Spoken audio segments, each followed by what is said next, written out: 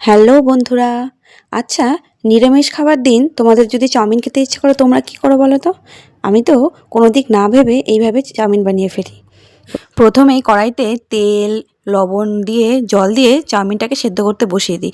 আর সেদ্ধ করার পর তাতে একটু লবণ আর হলুদ দিয়ে খানিকটা সাদা তেল দিয়ে মাখিয়ে রাখি, যাতে এই চাউমিনটা চটচটে না হয়ে যায় বা একটার গায়ে আরেকটা লেগে না যায়।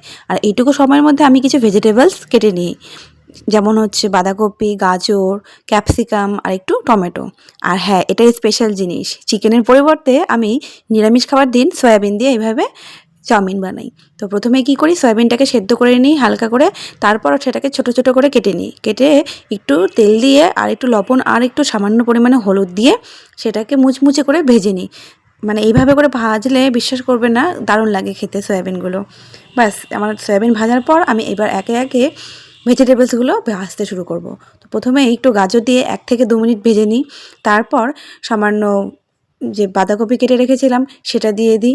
তারপর একে একে ক্যাপসিকাম আর অল্প টমেটো এটাও দিয়ে দিই, সাথে দিয়ে দিই কিছুটা লঙ্কা কুচি, মানে ঝালের জন্য। আর এইভাবে সব ভেজিটেবলসগুলো দেওয়ার পর হালকা ভাজা করার জন্য সামান্য পরিমাণে লবণ আর একটু হলুদ গুঁড়ো দিয়ে দিলাম। হলুদ গুঁড়োটা অপশনাল, তোমরা দিতে পারো নাও দিতে পারো, বেশিরভাগ ফাস্টফুডে হলুদ গুঁড়ো দেয় না। তারপর একটু ভিনিগার চাইলে দিতে পারো কিংবা লেবুর রস। তো আমি একটু ভিনিগার ছিল দিয়েছি, কেননা ভেজিটেবলসগুলো একটু কাঁচা কাঁচা থাকলে খেতে বেশ ভালো লাগে, তাই না? বেশি ভাজলে ভালো লাগে না। তারপর সেই সেদ্ধ করা যে তেল দিয়ে মেখে রেখেছিলাম চাউমিনটা সেটা দিয়ে দিলাম। তারপর একে একে কিছুটা সস দিয়ে দিলাম। প্রথমেই দিলাম একটু সয়া সস, তারপরে একটু রেড চিলি সস, আর তারপর একটু টমেটো সস।